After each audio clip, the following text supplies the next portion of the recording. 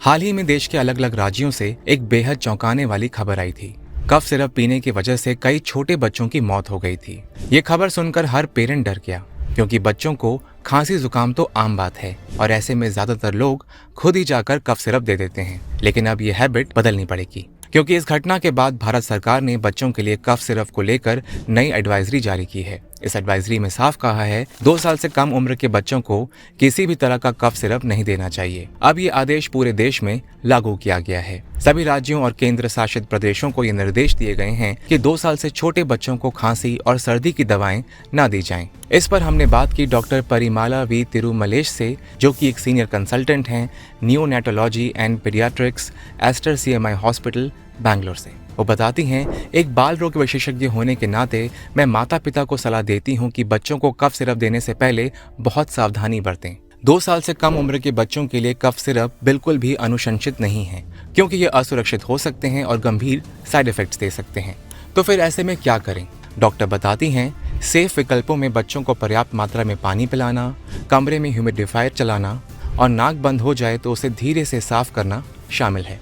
अब बात करते हैं, अगर बच्चा 2 से 6 साल के बीच का है तो क्या किया जाए। डॉक्टर परिमाला कहती हैं, 2 से 6 साल के बच्चों के लिए कुछ कफ सिरप्स दिए जा सकते हैं, लेकिन सिर्फ और सिर्फ डॉक्टर के सलाह पर ही, क्योंकि इस उम्र में शरीर अभी डेवलप हो रहा होता है और दवा की गलत मात्रा खतरनाक साबित हो सकती है। लेबल पर दी गई सटीक खुराक का पालन करना बहुत जरूरी है।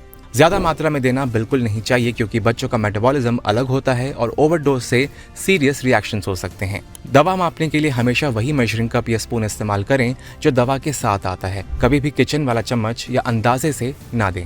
अब अगर बच्चा 6 साल से बड़ा है तो जनरली कुछ OTC यानी over the counter cough syrup लिए जा सकते हैं, लेकिन तब भी डॉक्टर से कंसल्ट करना सबसे अच्छा है, क्योंकि हर बच्चे की हेल्थ कंडीशन अलग होती है। अगर बच्चे को अस्थमा, लिवर प्रॉब्लम या एलर्जी है तो कुछ सिरप खतरनाक साबित हो सकते हैं। अब बात करते हैं इंटरनेशनल लेवल पर क्या कहा गया है। American Academy of Paediatrics AAP के मुताबिक 4 साल से कम उम्र के बच्चों को बिना डॉक्टरी पर्चे के मिलने वाली खांसी और जुकाम की दवाएं कभी नहीं देनी चाहिए। 4 से 6 साल के बच्चों को ये दवाएं सिर्फ डॉक्टर की सलाह पर दी जा सकती हैं और 7 साल से या उससे ज्यादा उम्र के बच्चों को जरूरत पड़ने पर सही मात्रा में कफ सिरप दिया जा सकता है, लेकिन डोसेज और इस्तेमाल का तरीका बिल्कुल सही होना चाहिए।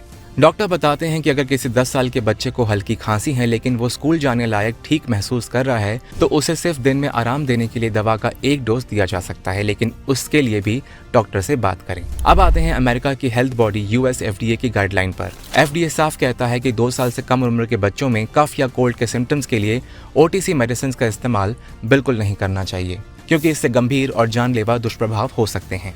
यहाँ तक कि कफ सिरप मैन्युफैक्चरर्स को भी अपनी दवाओं पर स्पष्ट लेबल लगाना चाहिए। 4 साल से कम उम्र के बच्चों में इस्तेमाल ना करें। डॉक्टर परिमाला आगे कहती हैं कि ज्यादातर बच्चों की खांसी घर पर देखभाल से ही ठीक हो सकती है, जैसे कि गर्म तरल पदार्थ देना, सूप, पानी या दूध, शहद, लेकिन ध्यान रहे सिर्फ 1 साल से ज्यादा उम्र के बच्चों को, और भाप लेना, स्टीम इनहेलेशन।